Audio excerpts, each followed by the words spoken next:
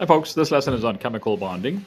Chemical bonding can be described as electrostatic attraction between two atoms. What does the word electrostatic mean? That means that attraction between opposite charges, between positive and negative charges. Now, keep in mind the positive and negative charges inside an atom are the protons, which are inside the nucleus, and the electrons, which are outside the nucleus. So, typically, what happens is when two atoms come close to each other, let's say here's an atom with a single electron here, and here's another atom. The plus here is the nucleus. What happens is that the nucleus of this atom attracts the electron of the opposite one, and the nucleus of this one attracts the electron of the other atom.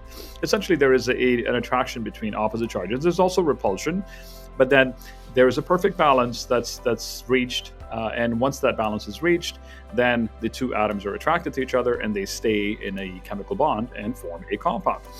So the question is, have you ever wondered why we have 118 elements but millions of compounds? And also why noble gases don't form compounds? Well, this has to do with whether or not they're stable. When we take a look at Lewis structures for these elements here, Lewis diagrams, by the way, show the number of valence electrons in an atom. You can see here the noble gases, which are the last ones here, have complete outer shells. Helium has only one shell. It has 2 electrons. Neon has 8. So 8, typically all atoms, except for the smaller ones like helium and hydrogen and lithium, typically all of the other ones want 8 electrons in their outer shell. And if they have 8 electrons in their outer shell, then they are stable. If you take a close look at the other ones, none of these guys actually have 8 electrons in their outer shell. Now, we are thankful that that's the case, because if these were all stable as well, then we wouldn't have any compounds in nature. There'll be no life on Earth. So, because of the fact that these guys have anywhere from 1 to 7 electrons in their outermost shells, what they do is they combine with each other. We call that bonding, and they form compounds, and they do that in an effort to become stable or have complete energy levels, outer energy levels.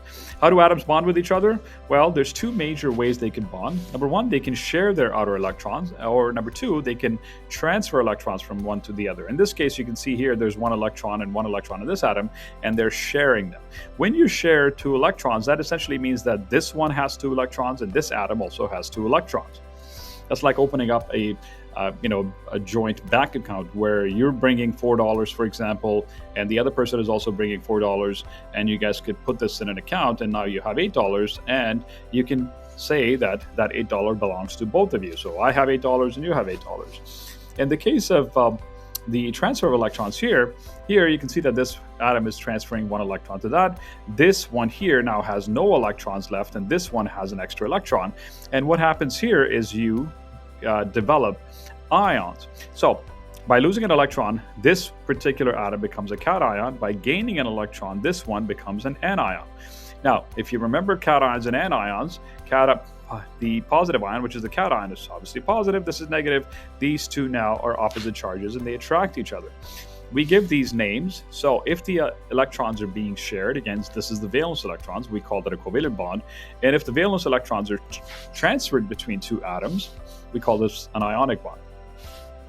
Now, keep in mind here as we go through ionic bonding, typically it's the metal that loses an electron to a non-metal. And in the case of the sharing one, you will see that this is typically between 2 non-metals. There's also metallic bonding, and we'll talk about this towards the end of this lesson. The octet rule, as I mentioned earlier, when atoms bond with each other, they all aim to get 8 electrons in their outer shell, because that is considered to be a complete shell, except for smaller atoms. Ionic bonding. So you can see here there's sodium and there's chlorine, and sodium has 1 electron in its outermost shell. Chlorine has 7. Remember, now we talked about electronegativity in the trends in the periodic table. Chlorine is more electronegative than sodium. So when these 2 atoms get close to each other, chlorine, because of the fact that it has 17 protons than sodium, which has 11 protons, chlorine actually steals the electron of sodium. And what happens now is sodium loses the outer shell with the electron. Sodium now becomes Na+, and chlorine becomes chloride with a negative charge. The key thing here to remember is now sodium has 8 electrons in the inner shell, right? That inner shell was complete. So the inner shell now, which is now considered the outer shell, has 8 electrons, and now chlorine also has 8 electrons. Both of these are now happy. Both atoms must become stable in order for that bond to hold. What happens now is the the positive sodium ion is attracted to the negative chloride ion, and we have an actual compound, and we call this sodium chloride.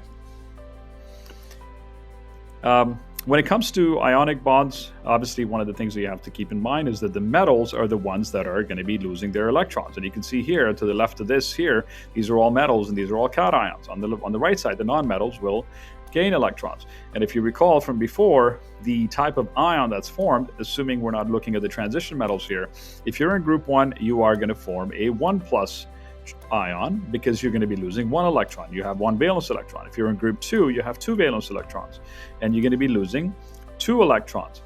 On the other side, if you're in group 5, you have 5 valence electrons, you're going to be picking up 3. If you're in group 6, you're going to be picking up 2. So that's where the charges come from. We also have polyatomic ions. So these ones, I'm sure you talked about them in earlier grades. Polyatomic ions, as the name indicates, is a bunch of atoms that are attached together. They're covalently bonded together, and together they act as an ion. So if you take a look at this one here, carbonate, there's 1 carbon, 3 oxygens, and they combine together, and now they have a charge of 2-. That essentially means that they picked up 2 electrons. Well, your guess is as good as mine. Where did those 2 electrons come from? There's a very good chance that they came from the metal. An example would be if you look at this compound here, sodium carbonate. In this case, the sodium, each sodium, remember, only has 1 electron. So what happens is the sodiums actually lose the 2 electrons, and those 2 electrons go to the carbonate, and that's where that polyatomic ion carbonate comes from. We're going to take a closer look at these when we start talking about nomenclature. Lewis diagrams for ionic compounds. This is something that you're required to know how to do. So this is just showing you how the bond forms. Instead of drawing the Bohr-Rutherford diagram, we just do the Lewis diagram. In this case, sodium with 1 electron loses the electron to chlorine, and we have the cation and the anion, and we have sodium chloride. Here's another example here where calcium and chlorine are together, and here you're forming calcium chloride. If you ever wondered where that 2 comes from, it's because when they bond, remember once again, both atoms must become stable. So calcium has to lose 2 electrons because the inner shell is complete. And when it does lose the 2 electrons, it becomes calcium 2+, and each chlorine picks up an electron and becomes chloride. Keep in mind, when these guys form compounds, their overall charge is 0. How do I know? This is 2+, and that is 2- when you add the 2 together. So 2+, 2-, calcium chloride has no charge. It is neutral overall. Ionic compounds form lattice structures. What is a lattice structure? Well, when sodium loses electrons to chlorine, it's not just 1 sodium and 1 chlorine. We have millions of sodium atoms losing electrons to millions of chloride atoms. Now, when you have 1,000,000 positive charges and 1,000,000 negative charges, they automatically arrange themselves into this 3-dimensional structure. We call this a lattice network or a crystal. This is the reason why, if you take a look at salt under a microscope, it looks like a crystal.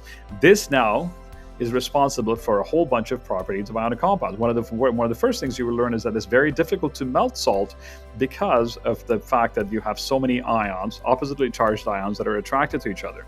Here are the properties. They have high melting points, they're soluble in water, they conduct electricity when molten or dissolved in water, and they are brittle. We'll take a quick look at them here. Solubility in water. So the melting point, we kind of said that, the melting point is self-explanatory. There's the lattice, there's a whole bunch of ions that are attracted to each other. Why are they soluble in water? When you put an ionic compound in water, water is a polar molecule. What does that mean? Well, you have to take a look at the video on covalent bonding. So it has a negative and a positive end. What happens is the negative end of the water, which is the oxygen end, attracts the cations, and then the hydrogen end, which is the positive end of the water, attracts the anions and actually pulls them out of their lattice.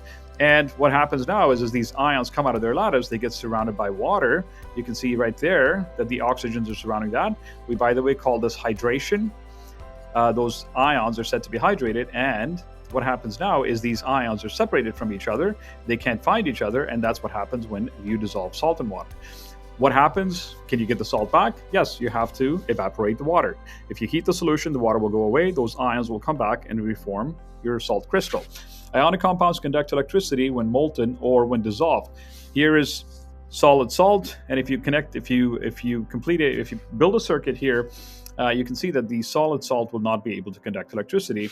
But if you dissolve the salt in solution, you can now see that the salt solution will conduct electricity. What does conducting electricity mean? It essentially means that it completes the circuit. Now, if you don't know what that is, we can take a look, take a closer look at that on electrical conductivity. Ionic compounds are also brittle. If you take a look at that, it's very easy to explain. You can hit a metal with a hammer and the metal just bends. But if you were to hit a salt crystal with a hammer, the salt crystal actually breaks. And the explanation is quite simple. When you hit it, notice here that when we're taking a look at the salt crystal here, I forgot to mention, when you take a look at the lattice, the setup is very, very neat. Each cation is surrounded by, in this case, it looks like 4, but it's actually 6 anions, and each anion is surrounded by 6 cations. That's a very, very precise arrangement. If you were to hit this, what happens now is you will shift part of this lattice, and you can now see that the like charges are facing each other. So because you have positives facing positives, negatives facing negatives, that causes huge repulsion, and that is what breaks the salt.